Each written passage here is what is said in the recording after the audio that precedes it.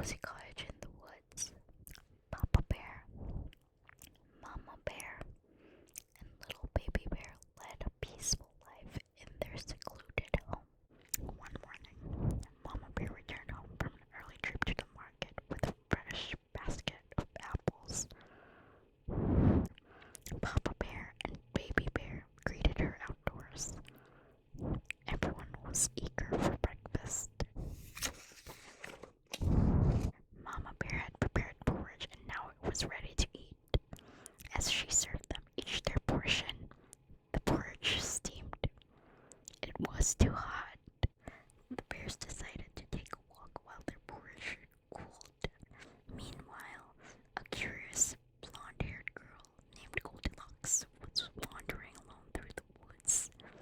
She saw the bear's cottage and wondered what lay inside. She decided to take a closer look. She walked right up and knocked on the door.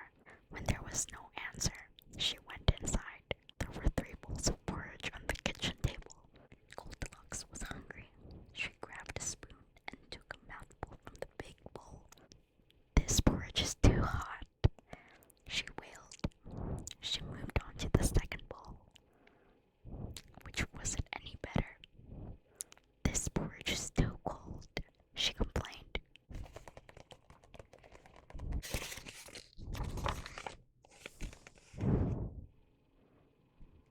The hungry little girl had a spoonful from the smallest bowl. "Yum," she announced with relief. "This porridge is just right." Goldilocks gobbled up the porridge until the bowl was empty. Next, Goldilocks wandered into a cozy, inviting den and saw 3 chairs. A book lay on the biggest chair, a basket of yarn and knitting needles were beside the middle-sized chair, and there were some toys on the floor next to the smallest chair of all. After having wandered through the woods, Goldilocks was eager to rest her tired feet.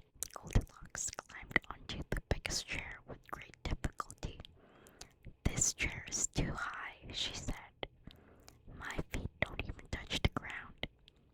Next, she tried sitting on the medium-sized chair. It looked like it would be a better fit and was almost more ladylike, but it was no good either. "Oh dear, this chair is also too big," she sighed, trying to find a comfortable spot. Then Goldilocks turned to the smallest chair. She eased into it and smiled. "This chair is just right," she said with relief. Suddenly, Goldilocks heard the chair's legs creak beneath her. Crash! The chair fell apart and Goldilocks ended up on the floor. "Oops," she said sheepishly. Goldilocks was getting tired and sleepy from all the excitement. She spotted a staircase and was curious to see where it led to. She wandered upstairs and saw 3 well-made beds in a sunny loft. "I just need to lie down for a minute," Goldilocks yawned. The biggest bed with the heavy oak headboard looked like the perfect place to rest. She hoisted herself up and nestled under the covers, but it wasn't what she expected. "This bed is too hard," she grumbled.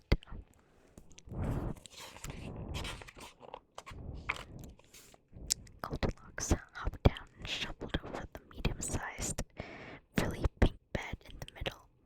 "This had to be it. This bed is too soft," she hollered. After struggling to get out of the second bed, Goldilocks climbed into the little bed with the teddy bear on top of it. By now, she was certainly tired. "This bed is just right," she murmured as she fell into a deep sleep.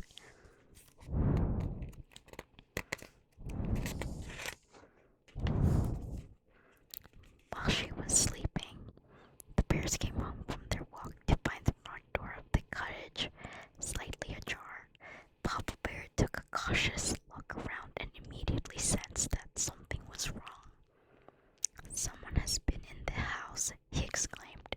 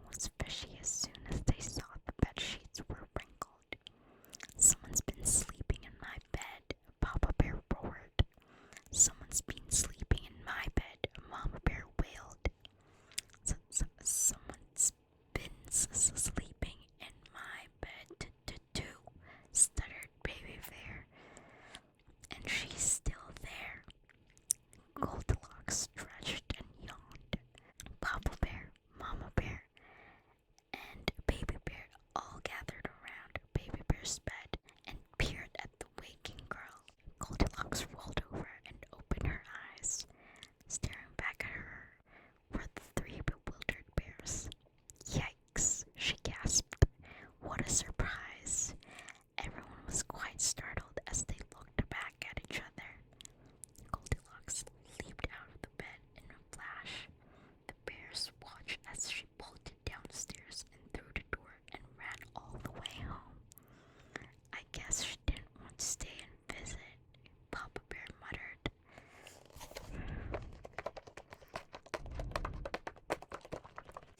Once she was a fair distance away, Goldilocks glanced back at the cottage in the woods. That was close. She huffed. From that day on, Goldilocks vowed not to let her curiosity